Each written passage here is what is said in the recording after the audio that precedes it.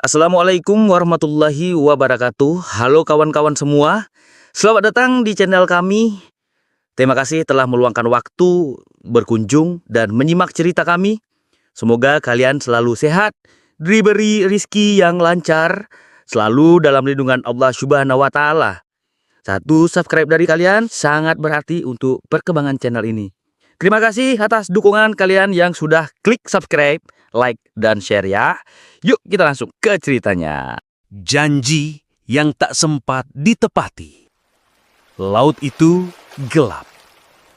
Gelap yang bukan sekadar hilangnya cahaya, melainkan pekat yang menelan suara, doa, dan nyawa. Di antara gulungan ombak, tampak siluet kapal yang terbakar. Api menjilat ke langit malam, beradu dengan jeritan manusia. Suasana yang kacau, sekoci yang tak cukup, pelampung yang rusak, dan ratusan tubuh yang saling berdesakan di delakdak. Di sana, seorang pria muda berlari. Nafasnya memburu, keringat bercampur asap. Tangannya menggendong seorang bayi mungil yang menangis keras. Dengan terburu, ia menyerahkan bayi itu pada seorang perempuan yang terisak. Wajahnya dipenuhi jelaga. Teriak sang pria, "Bawa dia! Kamu naik duluan, aku akan menyusul." Tapi perempuan itu menolak, menggelengkan kepalanya. "Anwar, jangan tinggalkan aku!" Tapi pria itu mendorong sekoci, memastikan keduanya berlayar menjauhi dari lautan api. Lalu ia berdiri di pinggir delakdak, menatap ke arah sekoci yang perlahan hanyut. Matanya penuh cinta, penuh janji, penuh kepastian bahwa ia akan kembali. Namun, ombak berkhianat, api melumat, dan kapal itu perlahan tenggelam ke dalam laut gelap pekat. Masa Lembo. Sosok pria itu pun lenyap, hanya menyisakan jeritan, doa yang tak selesai, dan janji yang tak sempat ditepati. Malam menelan semuanya. Sejak saat itu, 27 Januari 1981, laut ini menyimpan suara. Suara yang tak pernah benar-benar pulang. Keberangkatan. Pagi itu, 27 Januari 2025, Pelabuhan Tanjung Perak sudah riuh sejak pagi. Suara peluit kapal saling bersahutan, bercampur dengan teriakan para buruh yang mengangkut muatan ke dalam perut besi raksasa. Asap solar dari mesin kapal bercampur dengan bau asin laut menebal di udara. Di antara kerumunan penumpang yang berdesakan, seorang pria berusia pertengahan 30-an tampak sibuk menata kamera actionnya. Dialah Benny, travel vlogger yang belakangan ini mulai dikenal karena vlog-vlog perjalanannya menyusuri sudut-sudut Nusantara. Benny menyalakan kameranya, mengarahkan lensa ke wajahnya yang tersenyum lebar. "Selamat pagi teman-teman, hari ini gue bakal ajak kalian naik kapal Pelni perjalanan dari Surabaya ke Bau-Bau, Sulawesi Tenggara. Rutenya lumayan panjang, bakal berhenti dulu di Makassar, baru lanjut ke Bau-Bau. Dan yang bikin spesial, hari ini tanggal 27 Januari. Ada yang tahu apa yang pernah terjadi di tanggal ini?" Ia berhenti sejenak, menatap ke arah laut. "Ya, mungkin cuma gue aja yang kebetulan ingat.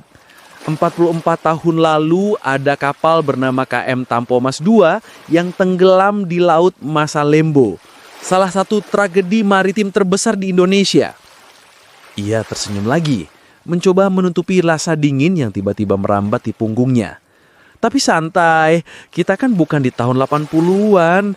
Kapal ini jauh lebih modern, lebih aman." Ia tertawa kecil, lalu melanjutkan perjalanannya menyusuri dermaga. Suasana di dermaga semakin hiruk-pikuk. Para penumpang bersusah payah menarik koper, ada yang menggendong anak-anak, bergegas segera menaiki kapal.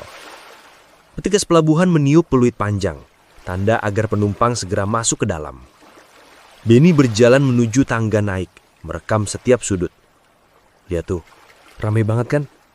Kapal Pelni itu bukan sekedar alat transportasi, tapi juga bagian dari kehidupan masyarakat.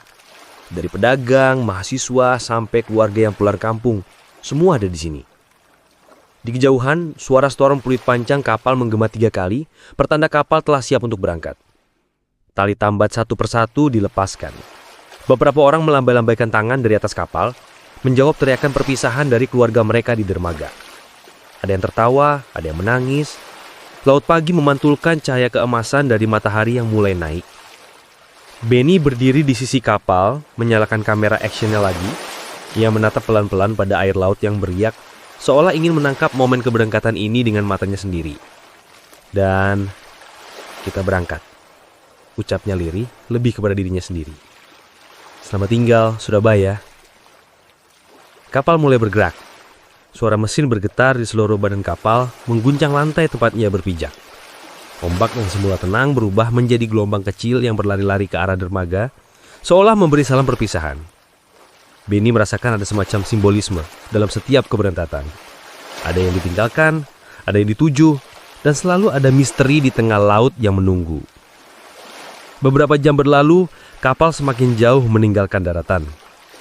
Langit biru membentang tanpa awan, laut berkilau oleh pantulan cahaya matahari. Benny menghabiskan waktunya dengan merekam berbagai aktivitas penumpang. Anak-anak yang berlari di koridor dek, seorang ibu yang berjualan kopi dan gorengan di sudut dek kantin, dan sekelompok mahasiswa yang bermain gitar sambil bernyanyi keras-keras. Semua itu ia dokumentasikan dengan lensa kameranya, seperti biasa. Namun, ada sesuatu yang mengganggunya sejak tadi. Entah apa. Benny menoleh ke sekeliling. Penumpang tampak biasa saja, sibuk dengan urusan masing-masing. Tapi di hatinya ada rasa tidak enak yang sulit dijelaskan. Seakan-akan ada sesuatu yang menunggu di depan. Ia menggelengkan kepala, mencoba menepis perasaan itu. Mungkin sugesti gara-gara gue tadi ngomongin Tampomas 2, gumamnya. Ia menaruh kamera action di pangkuannya lalu berdiri bersandar pada pagar besi di dek terbuka, memandang laut lepas. Angin laut menerpa wajahnya, membawa aroma garam dan sedikit rasa getir. Saat itulah ia mendengar suara berat namun ramah. Benny menoleh. Seorang pria tua berdiri di sampingnya. Usianya tampak di atas 60 atau 70, tetapi tubuhnya tegap dengan bahu lebar dan kulit legam, khas orang yang akrab dengan laut. Rambutnya memutih, namun matanya tajam, hidup, seolah menyimpan kekuatan yang lebih muda dari raganya. Iya pak, jawab Benny sambil tersenyum. Selalu indah kalau lihat laut sejauh mata memandang. Kayak nggak ada ujungnya. Pria tua itu ikut meletakkan tangan di pagar besi, menghela napas panjang. Laut tidak hanya indah. Laut juga menyimpan banyak rahasia. Rahasia apa maksud bapak? Pria itu tidak langsung menjawab. Matanya menatap lurus ke cakrawala. Wajahnya tenang, tapi ada sesuatu di balik sorot mata itu.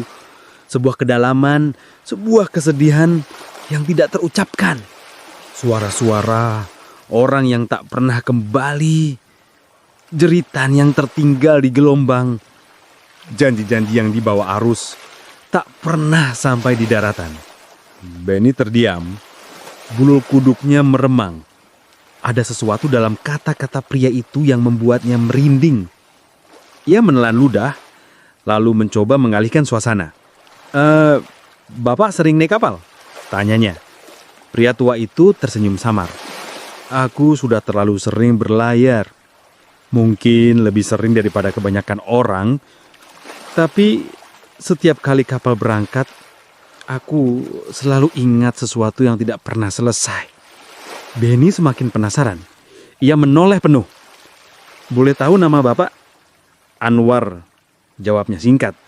Benny mengangguk. Saya Benny. Saya bikin vlog perjalanan. Jadi setiap pengalaman baru, orang-orang baru, itu selalu menarik buat saya. Anwar menatap Benny, seolah ingin membaca isi kepalanya. Lalu ia tersenyum kecil. Mungkin kita memang ditakdirkan bertemu, Benny. Ada hal yang harus kau dengar. Tapi jangan sekarang, nanti ketika laut mulai berubah warna. Kalimat itu membuat Benny terdiam. Ia ingin bertanya lebih jauh, tapi sesuatu menahannya. Ia hanya mengangguk pelan, merasa bahwa pria tua di sampingnya bukan orang biasa. Di kejauhan, langit mulai menunjukkan garis tipis jingga. Waktu berputar dan kapal terus berlayar menuju timur. Menjelang sore, suasana kapal semakin tenang.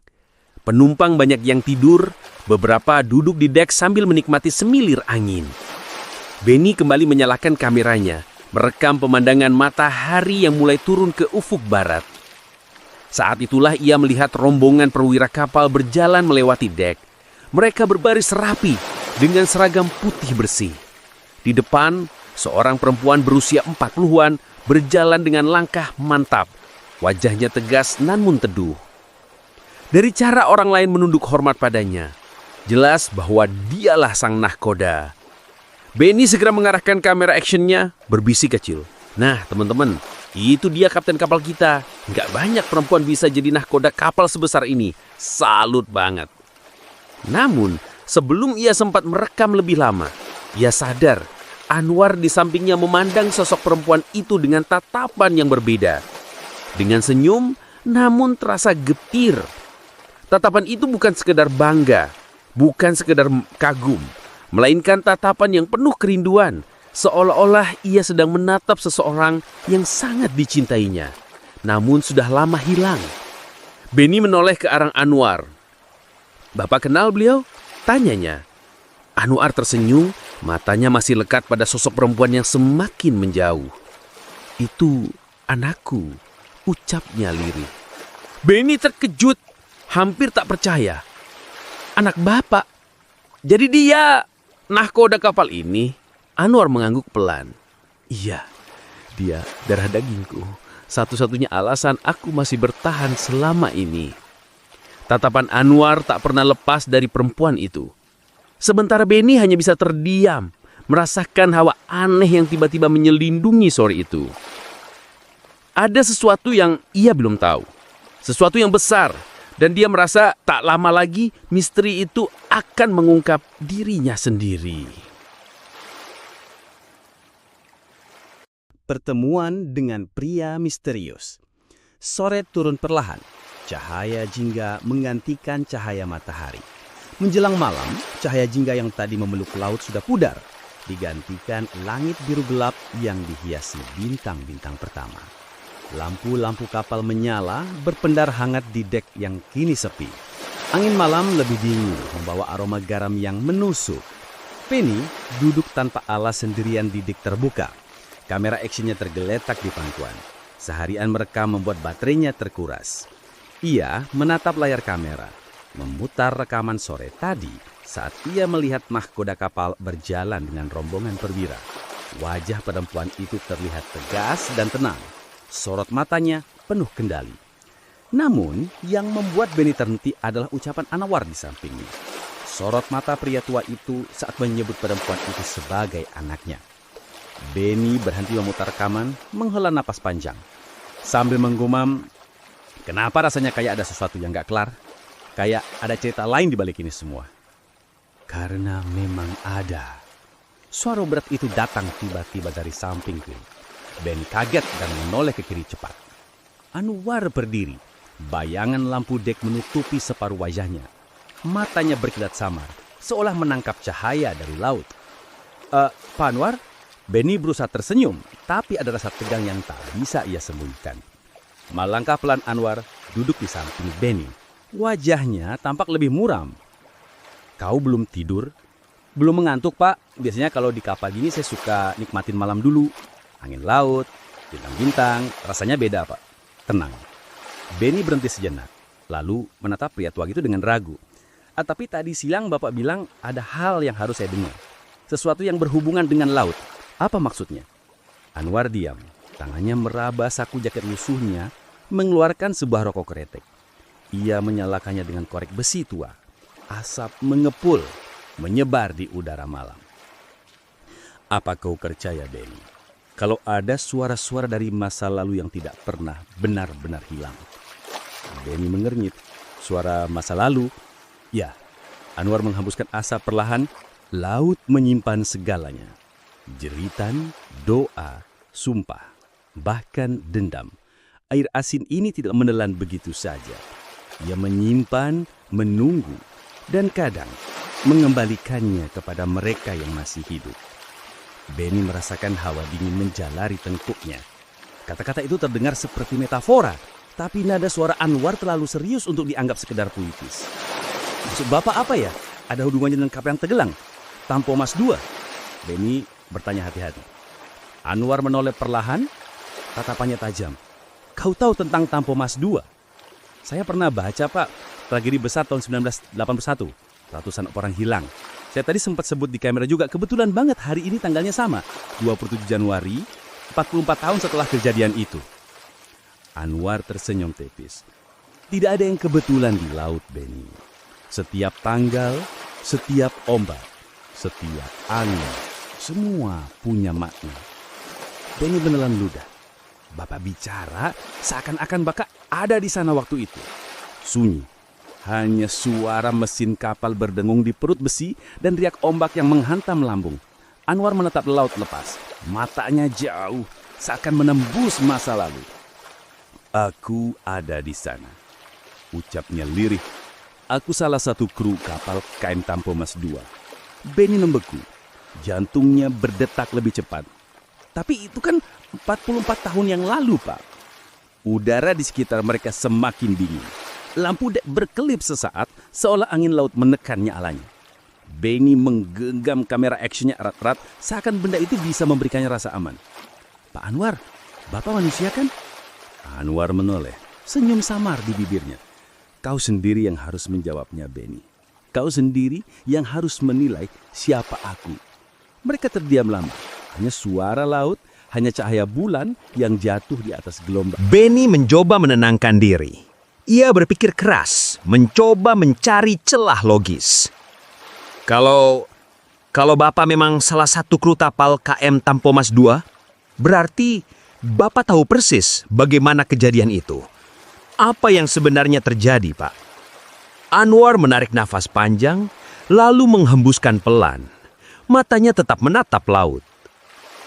Api, jeritan, kegelapan. Itu yang paling kuingat. Kapal terbakar, orang-orang berlarian, ada yang terjun ke laut, ada yang terjebak di kabin. Aku ingat suara anak-anak menangis, suara ibu-ibu memanggil nama anaknya yang tak pernah dijawab. Lalu, lautan menelan semuanya. Ia berhenti, menggertakkan gigi. Tapi, tragedi itu tidak berhenti di sana. Banyak yang bilang, itu murni kecelakaan. Aku bilang tidak. Ada yang lebih besar, lebih gelap, yang bersembunyi di baliknya. Benny menajamkan telinga. Maksud Bapak, apa? Jawab Anwar dengan suara serak. Masalembo. Segitiga Masalembo. Orang-orang menyebutnya pusaran maut, kuburan kapal. Tapi lebih dari itu, tempat itu adalah pintu antara dunia yang kita kenal dan sesuatu yang tak seharusnya kita ganggu. Benny merinding. Ia pernah mendengar tentang segitiga Masalembo dari artikel-artikel urban legend. Tempat yang disebut mirip segitiga Bermuda. Tapi mendengarnya langsung dari mulut seorang yang mengaku pernah mengalaminya membuat bulu kuduknya berdiri. Dan sekarang, kenapa Bapak cerita ini ke saya? Anwar menatapnya lama. Tatapan itu menusuk, seolah ingin memastikan sesuatu di dalam diri Benny. Lalu, ia berkata pelan, karena kapal ini akan melewati perairan yang sama. Dan aku butuh seseorang yang percaya. Kau, Benny, kau harus jadi saksi. Kamera action di tangan Benny bergetar. Jari-jarinya kaku. Tapi ia mencoba menekan tombol rekam. Lampu merah kecil menyala, merekam wajah Anwar yang separuh tertutup bayangan. Apa yang harus saya saksikan? Anwar tidak langsung menjawab. Ia menghembuskan asap terakhir dari rokoknya, lalu menjentikkan puntungnya ke laut. Matanya masih menatap ke kegelapan, seperti ada sesuatu yang bergerak di bawah sana. Kebenaran yang bahkan anakku sendiri tidak bisa terima. Kebenaran bahwa tidak semua jiwa dari Tampo Mas Dua itu benar-benar pergi. Sebagian masih di sini, menunggu, menuntut. Benny menahan nafas. Angin malam berdesir kencang, seakan membawa bisikan samar dari laut. Bisikan yang terdengar seperti ratusan suara kecil, sayup-sayup, memanggil. Suara langkah kaki mendekat. Anwar langsung terdiam. Dari arah tangga dek, seorang perempuan muncul, nahkoda kapal. Wajahnya serius, langkahnya tegap, namun ada kehangatan yang samar dalam tatapannya ketika melihat Anwar. "Pak, Bapak belum istirahat?" Suaranya lembut menyapa, meski terdengar tegas. Anwar berdiri perlahan, menyembunyikan ekspresi muramnya. "Aku hanya menikmati udara malam." Perempuan itu mengangguk. "Baiklah, tapi jangan terlalu lama di luar ya, malam makin dingin." Kemudian ia menoleh kepada Benny sebentar, memberi senyum sopan, lalu melangkah pergi. Benny menoleh ke Anwar, menunggu penjelasan. Tapi pria tua itu hanya menatap punggung anaknya yang menjauh, lalu berbisik lerih, hampir tak terdengar. "Dia tidak tahu siapa aku sebenarnya." Benny tercekak. Anwar menoleh kepadanya, menatap lurus. "Dan kau, jangan katakan itu padanya." Oke kawan-kawan, tunggu ya lanjutan ceritanya. Yang belum subscribe, ayo dong subscribe dulu. Like, share, dan nyalain tanda loncengnya biar nggak ketinggalan lanjutan cerita berikutnya. Terima kasih.